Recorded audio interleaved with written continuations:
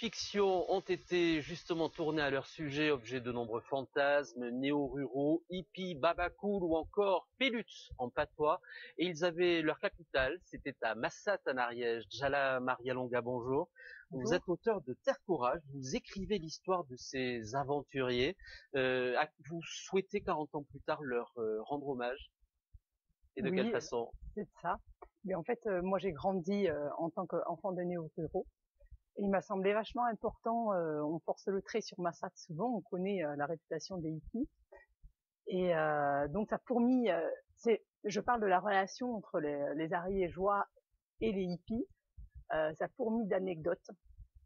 Avec un malentendu très profond qui est né dès le départ, puisque vous écrivez sans concession, vous admettez que ces néo-ruraux ont eu du mal à écouter les locaux, à les respecter. Oui, c'est pas tout le monde, hein, encore une fois, c'est un peu comme les champignons, il y en a des bons et des mauvais partout. Ouais. Là, c'était le cas. Il faut comprendre que les Ariégeois, ils avaient leur petite vie, les gens du cru, et un jour, ils ont dû arriver des gens avec des longs cheveux, avec des mœurs différentes de leurs. Il y en avait qui étaient très extrêmes. Donc oui, ça peut se comprendre qu'il y a eu beaucoup de méfiance, notamment, bien sûr, il y a eu parmi ces hippies-là, au début en 70, des gens sans respect, ils connaissaient pas certaines valeurs que les gens des crus avaient à cœur. Au point même que vous faites dire à l'un de vos personnages, c'est dans le café de Massat, qu'il y avait du racisme. Ça n'était à ce point. C'est arrivé, oui, sur certaines personnes, toujours les plus extrêmes, d'un côté comme de l'autre. Alors, votre dernier ouvrage, c'était L'Enfant Sauvage. Vous racontiez votre enfance avec vos parents, et là encore, sans complaisance à leur égard. Vos relations sont aujourd'hui apaisées. Oui, bien sûr. Ben, on dit souvent que l'écriture, c'est une thérapie, et c'est vrai dans le sens où on parle de choses profondes, on défait les nœuds, tout simplement.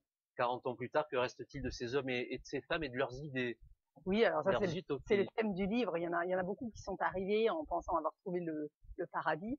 Il y en a d'autres qui sont partis en disant que c'était l'enfer.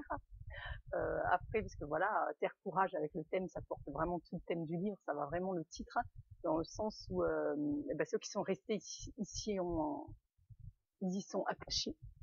Il y a des familles qui sont donc, il y en a. Après, malheureusement, il y a eu beaucoup de divorces.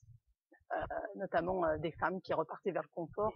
Et l'écriture vous a réconcilié aussi avec la scolarité et avec la vie, me disiez-vous. Jala Maria Longa, merci. Vous êtes auteur donc de Terre Courage, aux éditions Glénat. Merci beaucoup. Merci. Et justement, à propos des